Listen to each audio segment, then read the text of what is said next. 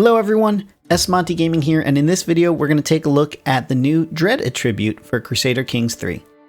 The areas that we're going to cover are Dread and how it works, the effects it has on others, and the different perks and statuses that adjust or modify the ruler's Dread. With these, we will also consider some combos and interactions that you can employ in your game to utilize this mechanic effectively. What is Dread all about? Dread is the measure of how feared a ruler is and can be accrued by performing cruel deeds such as torturing and executing prisoners. Previously, in CK2, playing as a tyrant was discouraged by severe penalties. Now, heinous acts can cause a character to become intimidated or terrified, which offers bonus to certain interactions. Each character is not immediately affected by Dread. The game first considers a hidden stat called Boldness that is determined by a character's personality traits.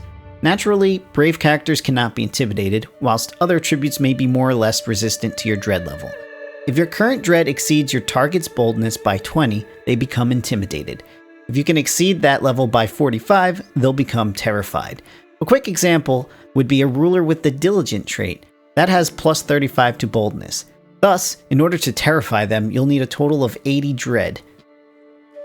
Fear could be a useful tool in your realm. Intimidated vassals will less likely join hostile factions or plots against you, and terrified ones will not join at all.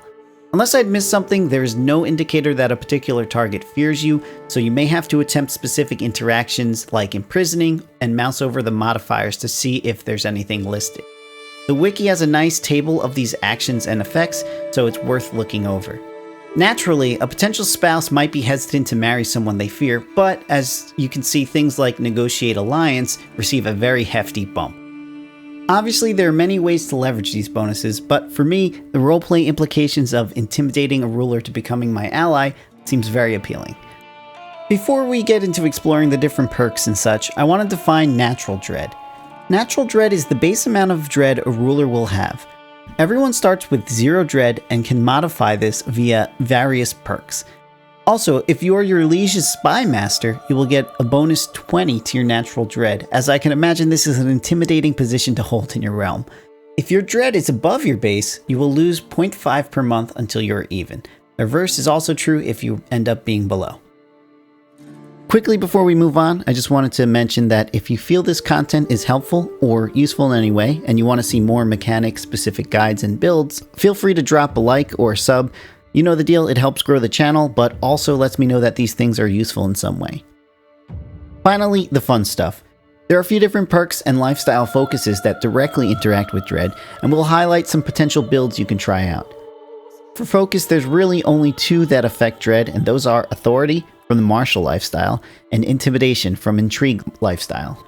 Authority gives additional Dread gain, so for every action that awards Dread, you get exactly 20% more. This allows you to maintain a certain Dread level more efficiently, as it will reduce the number of cruel decisions you'll need to make overall. In my opinion, I feel the plus 20% is underwhelming on its own, but in my testing I found this multiplier is additive, so combining this lifestyle choice with Hard Rule and Dreadful, suddenly that plus 20 points to Dread from Torture is now 34, allowing you to max out your Dread in just a few decisions. We also have Intimidation from the Intrigue lifestyle, and this is one of my favorite for this type of play, as it gives a natural Dread of 30. Combine this with Serve the Crown from the first row of the Overseer tree in Martial, you're already at 45 Dread at a minimum. So even without any heinous actions, you may have intimidated some characters in your sphere of influence.